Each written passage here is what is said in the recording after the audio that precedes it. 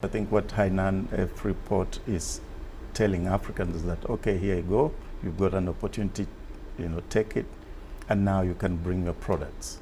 And what makes it attractive is where Africans and African companies can actually set base within the island and add value to their products for the Chinese market.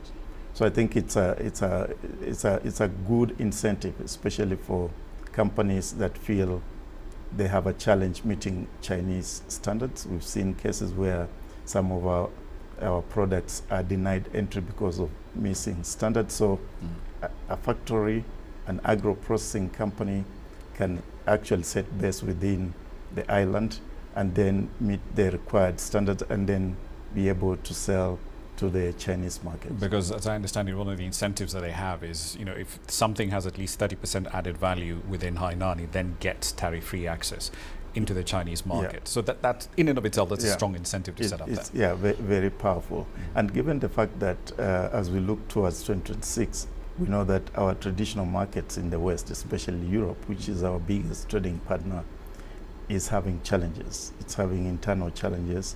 It means that the private sector in Africa has to really diversify, look elsewhere. And I think what the Freeport here is signaling is that here you have an opportunity, an additional opportunity. Of course, it's not about running away from Europe, but an additional opportunity where you can access the Chinese market. With respect to the trade flows between China and Africa, that was a $280, or rather is a $280 billion two-way relationship. And there's a lot of exports, or rather imports, that we do get from the Chinese market.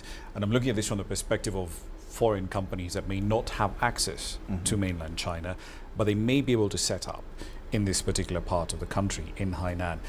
Is this an opening that financial services companies should take advantage of? Because from their perspective, we have to do this crazy round trip between you're paying in Naira or you're paying in South African Rand, and then you've got to go through the dollar, right, to make your payments to suppliers in China, rather than just doing a straight cross between our currencies and the RMB. Does this provide an opening for that? Yeah, I think the idea that the Freeport area also allows for the banking sector from Africa to set base within this free trade area will accelerate, first of all, e-commerce. We know a lot of African traders are small traders, informal, and they import mostly, let's say, like electronic goods or light manufacturing equipment. And of course, the challenge has always been convert your local currency to dollar, then to yuan.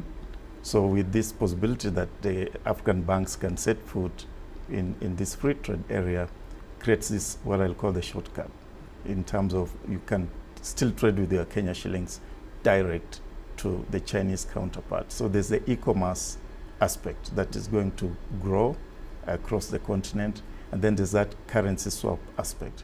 But I think the bigger picture behind this is creating alternative financial architecture. I think that's real to me, what this Freeport is giving to the rest of the world, just beyond creating a trading platform.